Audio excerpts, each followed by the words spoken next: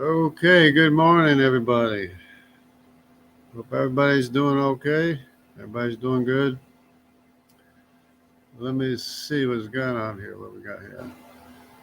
Okay, the title of today's video is "The Out of Africa Fraud is 100% Debunked" by yours truly, Jungle Jargon. Uh, just as a side note. And I'm laughing because who am I? It's like, come on, people, get it together. Look at this. Look at this. Here we go. This is the claim here. Oh, hold on. Before I get too carried away, I gotta add the stream. Okay, this is the claim here. Isn't that doesn't that look beautiful? Doesn't that look wonderful? Look at this. Out of Africa, supposedly 200 million years ago, or 1,000 years ago, whatever it is, 200,000 years ago. Isn't this a neat stair step, you know, closed and shut case? Isn't this like, how can you argue with this? This is science, right? This is all science. You have genetic evidence connecting every single one of these groups here. All humans are connected together exactly like this. How can you argue with it, right? Here's the Y tree. Here's where this is where the Neanderthals are supposed to connect to the Y tree, right?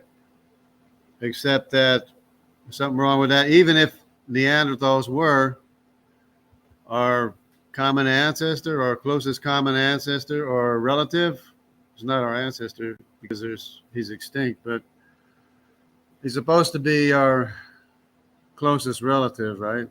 I mean, ancient common relative or whatever. The only problem is that Neanderthals are more related to Japhethites. These people over here. Neanderthals share more DNA with Japhethites. So even if Neanderthals were supposed to be our relatives, they don't connect to A00 or A0 or A00. They don't connect. They should connect here anyways because they're Japhethite anyway. But that aside, that's not even the proof yet. That's not even the proof. But isn't this a beautiful picture? I mean, you can't argue this, right? This connects to this. This connects to this. This is all scientific evidence, right? This connects to this. It connects. It's a stair step all the way down to the less evolved or the more evolved Japhethite or Asians or Eurasians. These are actually all Eurasians. L, T, K, N, O, P, Q, R, K, S, M. These are called Eurasians and otherwise known as Japhethites, the L and the T. But look at this. This is connected here. These Eurasians are connected to what? Arpachshad, right? I and J is Arpachshad, right? How can Arpachshad be connected to Japhethites? They had to evolve from Arpachshad, right? Or had to evolve from the same common ancestor, Shem, right? No. This is so funny. This is so funny. Because I'm looking at this. This is, wait a minute. There's something wrong with this. So I have to, figure it out and everything. What am I doing? I can't move. I can't move from this photo. I got to go back over here. Hold on. So sorry. Let me pick up the right one here. See if there's a better one. I don't know if there's a better one than what I was using or not. Let me see what this one is. Oh, this is just Africa. That's just Africa. Anyway. So we'll go back over here to this one. Everyone should know this by, well, not everybody, but, There we go. It's the same tree, right? You have up here this is where the root of the tree is rooted, right? The root of the tree is rooted with the Africans, right? Wrong. Because we happen to have a history of the Africans that they're descended from the youngest son. Well, the youngest son, how can they be first if they're the youngest son? Uh-oh, well, who's the oldest son?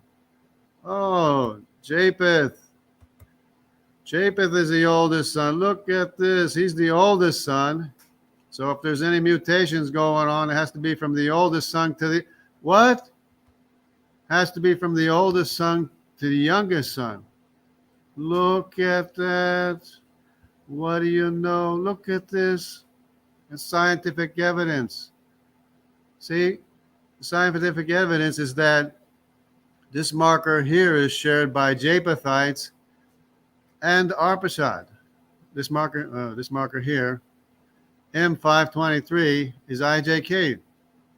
Arpachshad shares the same marker with Japheth. How's that possible? Unless, well, maybe Arpachshad is the firstborn son of Shem. Oh, yeah, Arpachshad is the ancestor of the Jewish people. Yeah, and the Danites in Europe, the IM170 in Europe. Oh, yeah, so he's the first, Arpachshad is the firstborn son of Shem, who's the brother of Japheth, who shared the same marker. Shem, Arpachshad, and Japheth shared the same marker, and then what happened? What happened here? Well, JHIJK, that somehow they lost this marker. They don't have this marker. They don't have this marker here. H, I guess, does, but the G doesn't have it. The Assyrians don't have this marker here. So when they were born, if this is HIJK, that means Elam has, oh wait, they don't have this marker. We're still back here, right? The M523. So when Elam was born, the HIJK, Shem lost this marker. Shem no longer has this marker that he had when Japheth was born. But then they found another marker here that identifies Elam. Not only does it identify Elam, but it identifies Shem, Arpachshad, and Japheth, because this is HIJK. This is everybody, right? This marker is shared by everybody. How about that? So, but it's a different marker, right?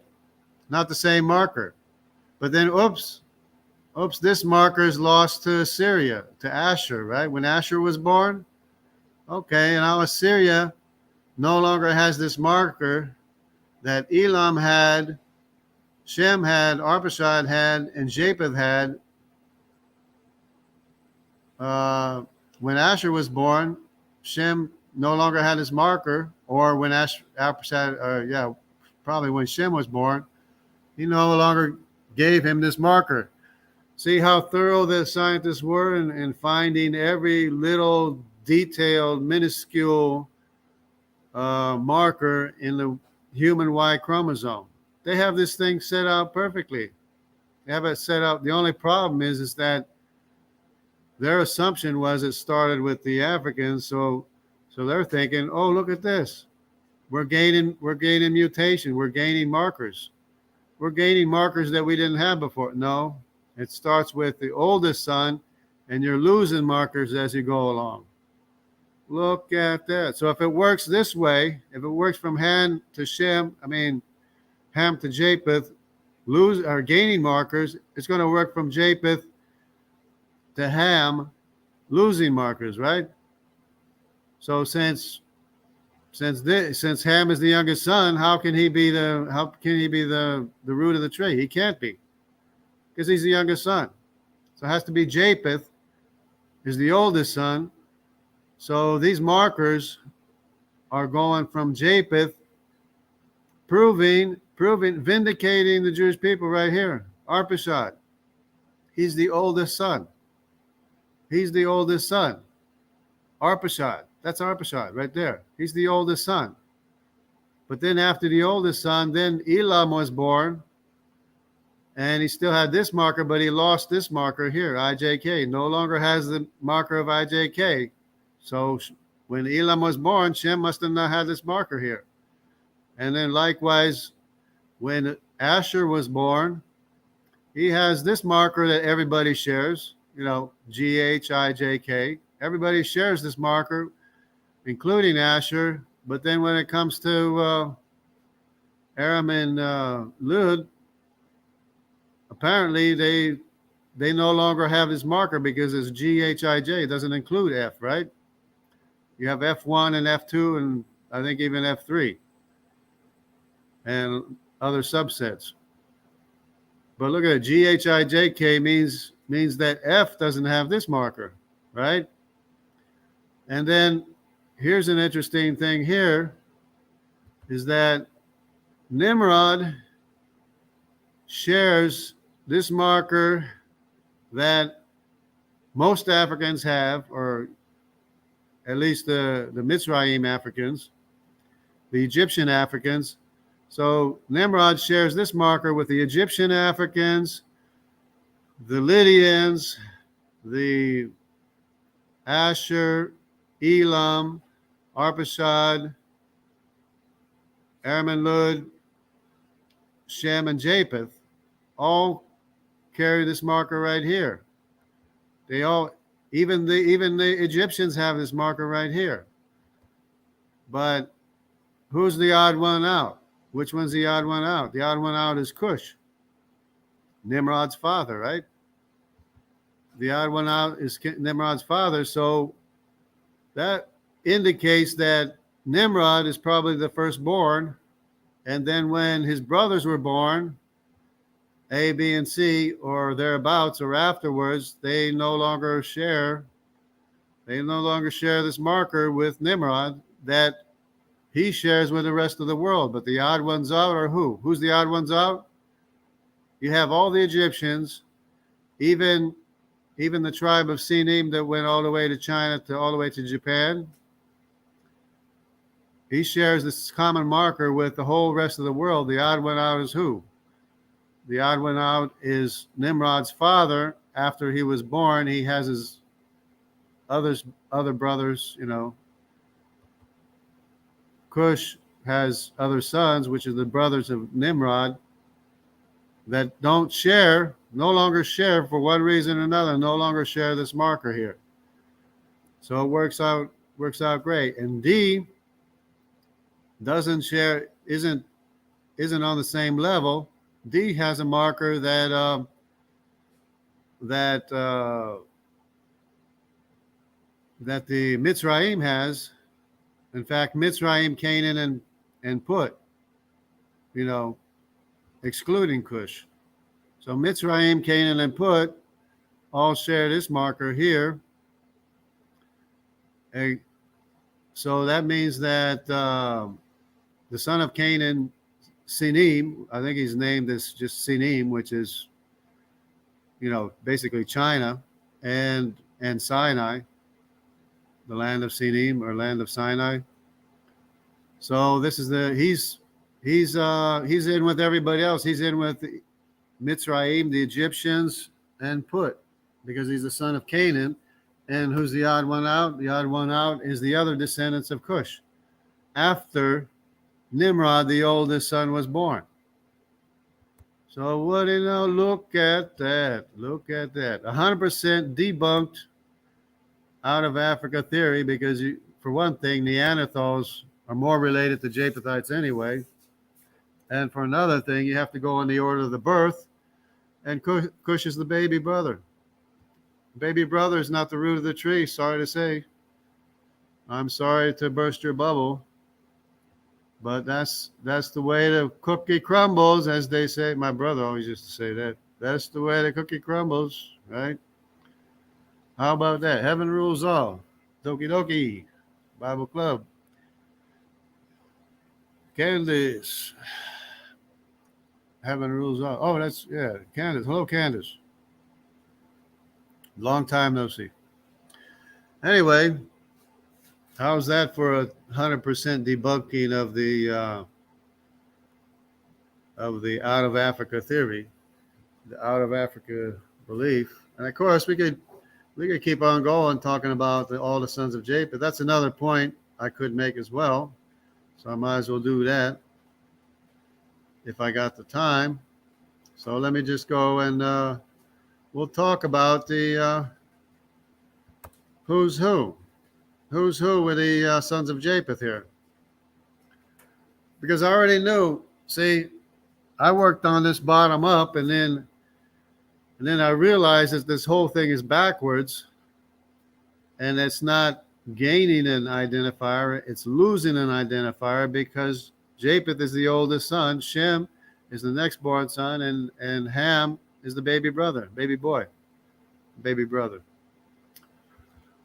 So we could talk about each one of these because I worked on it from the bottom up. L and T, see, L and T are together. They're the Greeks. They're two brothers known as Javan is the T, and Tiraz is the L, Y chromosome Greeks, mainland Greeks. So T is the Javan Sea people because we could go look at all his sons. All his sons were in the Mediterranean Sea area. They're the Greek sea peoples right there. And we know who Thrace is. Thrace is the son of Japheth. So Thrace and Javan right here together. So they were born with the same marker. And then who else do we have? K. K is Tubal. Where's K? Oh, it's not. It's right there, but it's not showing. But K is a huge branch that exists in Italy, central Italy, and goes all the way, of course, to Papua New Guinea. But it's Tubal. He's Tubal because the original settlers in Italy are Tubal, right? So here we go. Make sure everything's good. So K is Tubal. Tubal, of course, being the son of Japheth. N and O are together. N is Meshach. They share this marker. He shares this marker with his brother Magog. Meshach and Magog, they must have been in cahoots together, and along with Tubal. You know, Magog, Meshach, and Tubal right here. So they were in cahoots together, you know. And but there's hope for everybody because there's hope for the sons of Nimrod. There's hope for everybody. The descendants of Nimrod went all the way to South America and killed 5 missionaries. So, but there's hope for them. Their lives were transformed by the power of God's word and the gospel. So there's hope for everybody, no matter who you are. So here we go. And then it looks apparently then you have Gomer and Madai. Madai being a population in Europe and Madai being the area of the Medes.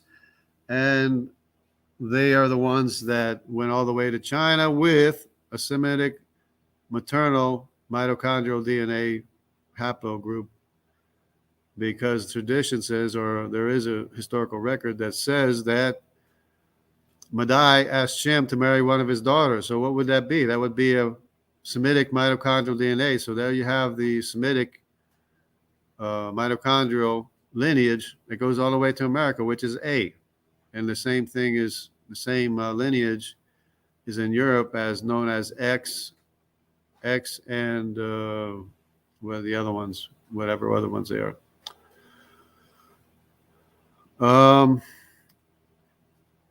So then there's Gomer. There's Madai, then there's Gomer. Gomer is R1A, Ashkenaz, no less. Ashkenaz. You know, you've heard of Ashkenazi, but this Ashkenaz is a real person. He's the son of Japheth, right? No, he's the son of Gomer. Because this would be Gomer. Ashkenaz is the son of Gomer. And this would be Gomer here. This is Madai because they're closely linked together in birth in markers, but they're two different people. The same as the L and the T and the O and the N and the K, S, and M. Well, the K and S and M is just one person. But anyway, you have the R1B is Ripfath, and the R2 down here, the R2 is Togarma. So this all fits perfectly, beautifully, because of fact, especially because of this right now, because of Ashkenaz being the first son of Shem, having the same marker, identified marker as Japheth. And Japheth's brother Shem had the marker when Arpachshad was born, then later lost the marker when his other sons were born. The other brothers of Japheth, when they were born, they didn't share this marker with Japheth, with what's his name, Arpachshad. When the brother of Arpachshad, the brothers of Arpachshad didn't share this marker that Arpachshad shared with his uncle Japheth and his father Shem at the time. So they lost the marker when these brothers were born. Now this is nitpicking science. This is nitpicking science, if I ever saw it. And they did all the work for us. The skeptics and unbelievers did all the work for us, put the whole thing together, and because of their false assumption, because of the genetic distance, probably because they saw, wow, look at this genetic distance here. But genetic distance is not age, because they're all the same age, except this is the youngest son anyway. These are, Ham is the youngest son anyway to begin with, which is another story. But look at all this. This is such detail. This is such exact work. I don't know how more exact you can get to prove the linkage between the three sons of Noah. But you have to understand that the root of the tree is not the youngest son. Ham is the youngest son. How can he be the root of the tree? He's not the root of the tree. The root of the tree is Japheth. So the stair step is going from Japheth down to Ham, not the other way around. I mean, this is so easy. This is so easy if you know what the human history is, because all of these sons of Japheth that I named, these are the 16 sons of 16 grandsons of Noah. There's the sons of Ham are Cush, Mitzrayim, Put, and Canaan. Those are four sons of Ham. The sons of Shem are Aram, Lydia, Asher, Elam, and Arpachshad, five sons of Shem. And the sons of Japheth are right here: Javan, Tiraz, Meshach, Magog. I forgot Tubal. Tubal's in here. This is Tubal. Tubal, Meshach, Magog, Madai, and Gomer. R is Gomer. Q is Madai. There you have it. The 16 grandsons of Noah with genetic identifiers for each one of them. Proof positive that the biblical genealogy is absolutely correct, with Arpachshad being the oldest son of Shem, of these Shemites. Arpachshad is the oldest son of Shem, so he inherited this marker here that none of his other brothers inherited, because Shem lost that marker when his other brothers were born. And that's the way the genetics work. It's exact science. You can't argue with it. You cannot argue with this science. And this is why it bothered me so much. I said there has to be something wrong here, even though I know it's, if the genetic marker is connecting to people, it's connecting to people, right? So I'm looking at this thing and trying to understand it. And then I realized that, wait a minute, this is exactly backwards. Aram, Lydia, Asher, and Elam, that's exactly backwards. And then I'm thinking, well, according to this genetic information here, Arpachshad had to be the firstborn. So I go look it up, and sure enough, Arpachshad is the firstborn of Shem. So that's the reason why he shares this marker here, and his other brothers do not. But they still share these other markers with the rest of them until they're lost. But this is like minuscule, nitpicky, exact science. This is proof positive that disproves and totally debunks 100% the out of Africa theory, the out of Africa belief. And anybody and everybody listening to this, you gotta ram this, you gotta just, push this as far and as hard and as fast as possible, because everybody needs to know that there's exact science verifying the biblical genealogy of the 16 grandsons of Noah that everybody's descended from. And of course, the Neanderthals are Japhethites, and the Denisovans are a mix of the Hamitic autosomal DNA as well as the Eurasian Japhetic autosomal DNA. So Denisovans are a mixture of these two without the Semitic influence. And Neanderthals are strictly Eurasian descent. So that's the way it works. And of course they're,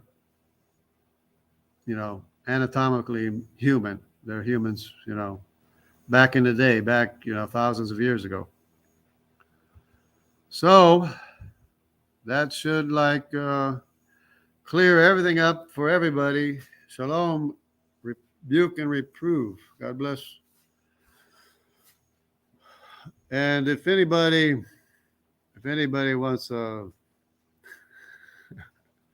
recommendation to listen to, I think rebuke and reprove is a good person to listen, because he's got a lot of common sense. He's a teacher, and I highly recommend his teaching.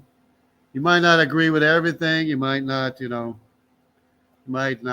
agree with his methods or something, but you might not even be from anywhere near him either. So how could you understand what he's talking about? But Joe is, who used to be Jesus is Lord, is pretty sharp on that. Anyway, but he says don't subscribe, so don't subscribe.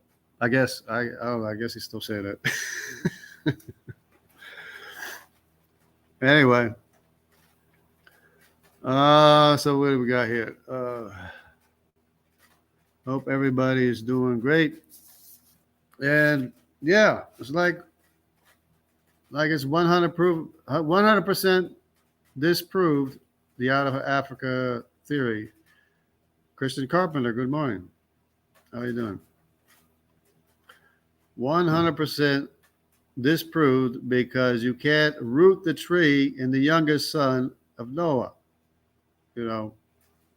That's what I always said. I've been saying for a while now that if you want to be a scientist, you got to study history first, study the Bible first, and then you might be able to understand science. Because if you don't understand history, you don't understand the Bible, there's no way you can understand science, which is another pet peeve of mine, is that you can't even understand physics, because you can't even have a single speck of matter without energy that can't account for itself, can't make itself, can't direct itself, can't order itself. You can't have any speck of things, because if we got any speck of energy or matter, It requires a greater amount of energy and matter, and you can't have an infinite regress of energy and matter. But if you only just use your noggin that God gave you, and you know, believe the truth that the Bible is true, which I just verified the Bible is true, absolutely true. There was a global flood. We did get off the ark with, in Noah and his 16 grandsons, and we're their descendants. So you scientists, you need to stop bashing Christians, because you are the one worthy of bashing with this nonsense that you're teaching of evolution. So get it straight. Otherwise, you're a fraud. You're a total fraud. So get it straight. So, Alec Cox, good morning. Rebuke and reprove Doki Doki. Good morning. Oh, you peeps. So, anyway,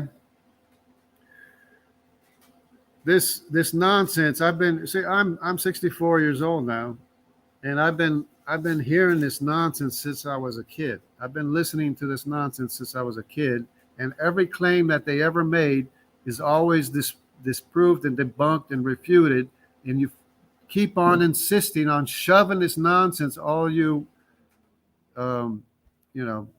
big-headed academics. They think you're so great. You think you know so much. You don't know anything until you learn history and learn the Bible and understand that everything it says is true, and that you need the only one that can do anything for you or me or anybody is the one who created us. He can recreate us. He can fix us.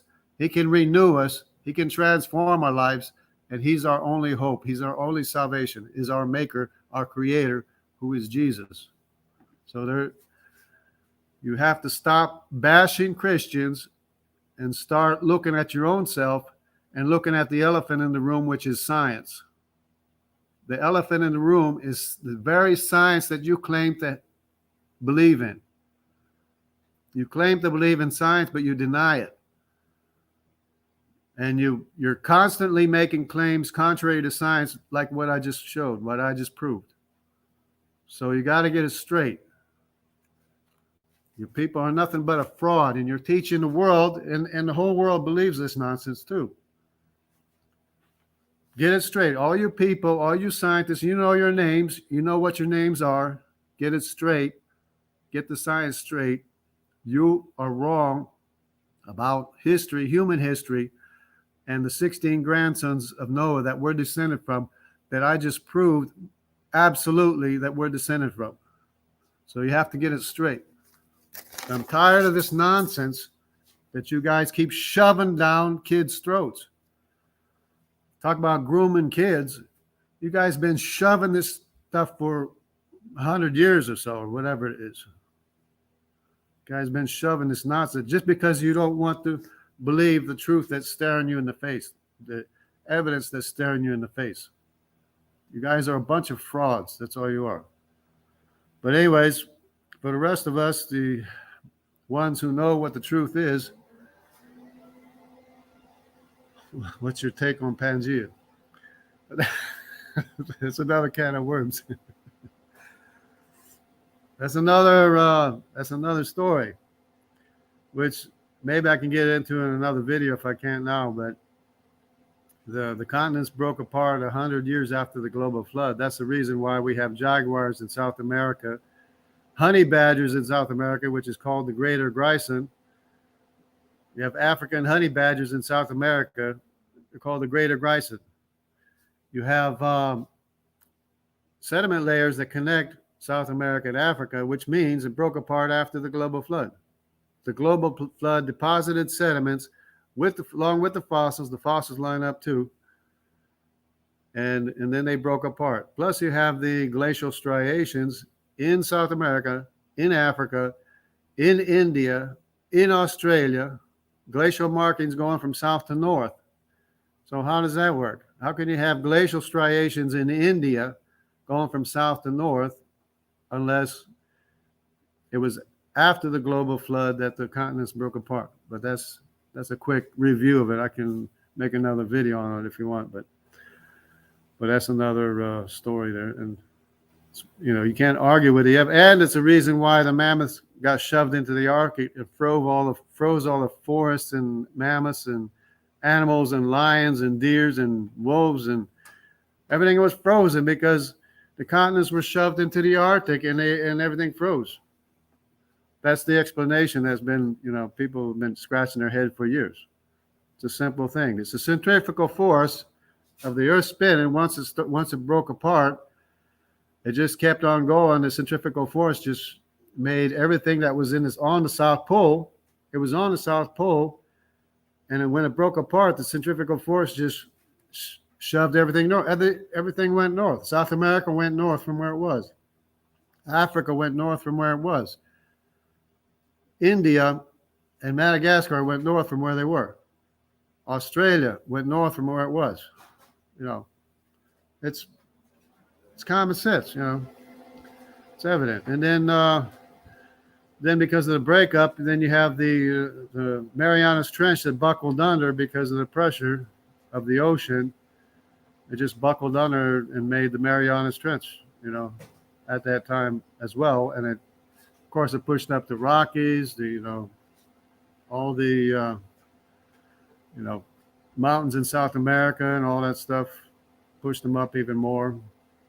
And the Azores, I think the Azores came up out of the water, Azores is still there, but I mean, it might have been bigger and then it just sank back down again, maybe. It's an idea. But anyway, mammoth skeletons in California, Ice Age was too cold, yeah. Yeah. Well, I mean, mammoths were everywhere, but the ones that were in the Arctic got froze along with a whole bunch of other animals. They just got quick frozen, and scientists are wondering how they get quick frozen. How is that possible? But if you understand that the continents broke apart in the days of Peleg, the lifespan of humans was cut in half a second time. It was cut in half the first time by the global flood. It was cut in half a second time in the days of Peleg, when the Earth broke apart in the days of Peleg. Of course, people were building the Tower of Nimrod until 100 years in the days of Peleg. Then when the continents broke apart, everyone went to their own families and began speaking their own languages, so they stopped building the Tower of Babel. But Nimrod remained in the land of Shinar as the king. Of course, he was probably huge and strong. He was known as the great hunter. And he basically ruled the world, for a long time, and his sons did too. The Bible links Nimrod and Assyria. Assyria, of course, being Semitic, and Nimrod's sons being Hamitic.